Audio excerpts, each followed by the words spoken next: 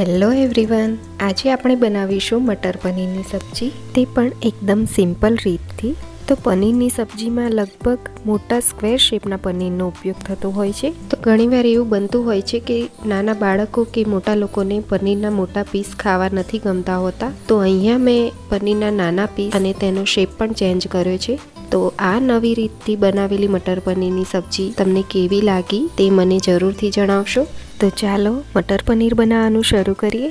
મટર પનીર બનાવવા માટે મેં અહીંયા અડધી વાટકી લીલા વટાણા લીધા છે. તો વટાણાની અંદર મીઠું ઉમેરીને 5 મિનિટ માટે તેને બોઇલ કરી લઈશું. પ્રિપરેશનમાં મેં અહીંયા અડધી વાટકી ટામેટાની પેસ્ટ, 3 થી 4 ડુંગળીની પેસ્ટ અને 15 થી 20 લસણની કળી અને 2-3 લીલા મરચાંને વાટી લીધા છે.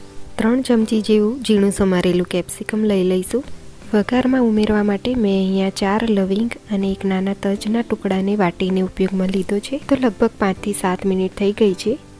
વટાણા બરાબર બોઇલ થઈ ગયા છે. ગેસ ઓફ કરી દઈશું અને વટાણાને આ રીતે જ સાઈડ ઉપર મૂકી દઈશું. વટાણાને તમારે પાણીમાં જ રાખવાના છે. જો તમે તેને ગાળી લેશો તો વટાણા દબી જશે. મટર પનીરની સબ્જીમાં મેં અહીંયા અમૂલનું પનીર લીધું છે.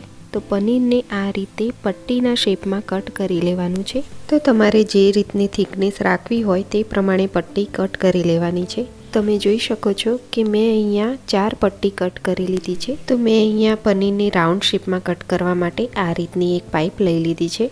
તમે કોઈ પણ નાની ડબ્બી કે ડબ્બીનું નાનું ઢાંકણ હોય તેનો પણ ઉપયોગ કરી શકો છો. અને પનીરને કટ કર્યા પછી તેને બહાર નીકાળવા માટે બીજી સાઈડથી ખુલ્લી હોવી જરૂરી છે. તો આ રીતે પનીર કટ કર્યા પછી તેને બીજી સાઈડથી કોઈ સ્ટીકની મદદથી આપણે તેને પ્રેસ કરીને બહાર કાઢી લેવાનું છે. તો મેં અહીંયા પનીરને રાઉન્ડ શેપમાં કટ કરી લીધું છે.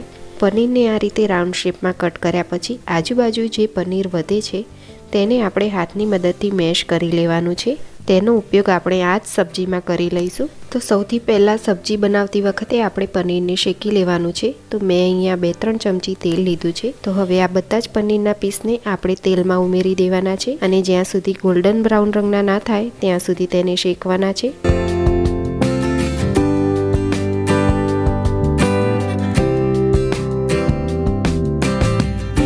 તો તમે જોઈ શકો છો કે પનીરનો ગોલ્ડન કલર આવી ગયો છે. તો તેને એક ડીશમાં ટ્રાન્સફર કરી લઈશું. હવે આ બાકી રહેલા તેલમાં જ આપણે 4 થી 5 ચમચી તેલ ઉમેરી દઈશું અને હવે વઘાર કરી લઈશું. તો વઘાર કરવા માટે મેં અહીંયા લવિંગ તજનો ભૂકો ઉમેરી દીધો છે અને તરત જ આપણે ડુંગળીની પેસ્ટ ઉમેરી દેવાની છે. ડુંગળીની પેસ્ટ બરાબર શેકાઈ જાય પછી આપણે અંદર ઝીણું સમારેલું કેપ્સિકમ ઉમેરી દઈશું અને 1 મિનિટ માટે તેને ફ્રાય કરી લઈશું. હવે આપણે જે વાટેલા લસણ મરચાંની પેસ્ટ હતી તે ઉમેરી દઈશું અને તેને પણ બરાબર ફ્રાય કરી લઈશું.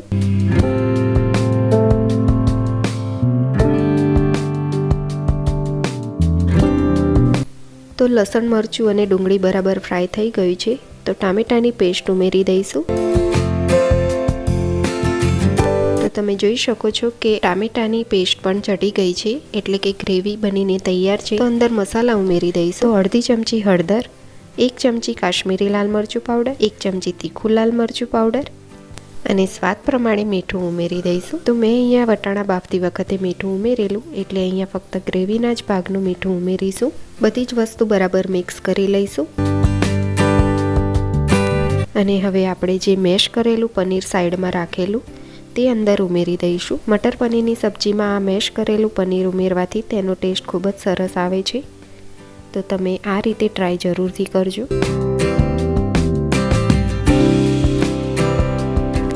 તો પનીર પણ બરાબર મિક્સ થઈ ગયું છે અને ઓઇલ પણ છૂટું પડી ગયું છે. તો અંદર અડધો ગ્લાસ જેટલું પાણી ઉમેરી દઈશું. પાણી ઉમેર્યા પછી મિક્સ કરીને તેને 5 થી 10 મિનિટ માટે સ્લો ટુ મીડિયમ ફ્લેમ ઉપર ચડવા દેવાનું છે. તો આ ગ્રેવીને ઢાંકણ બંધ કર્યા વગર ચડવા દેવાની છે.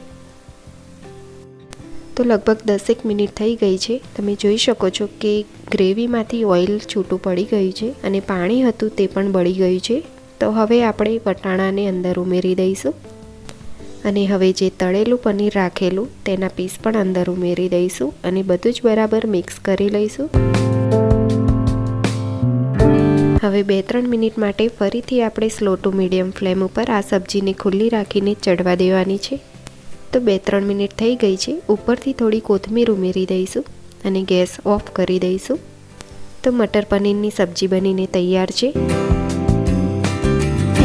આ મટર પનીર બનાવવાની રીત તમને કેવી લાગી તે મને કમેન્ટ કરીને જણાવવાનું ભૂલતા નહીં.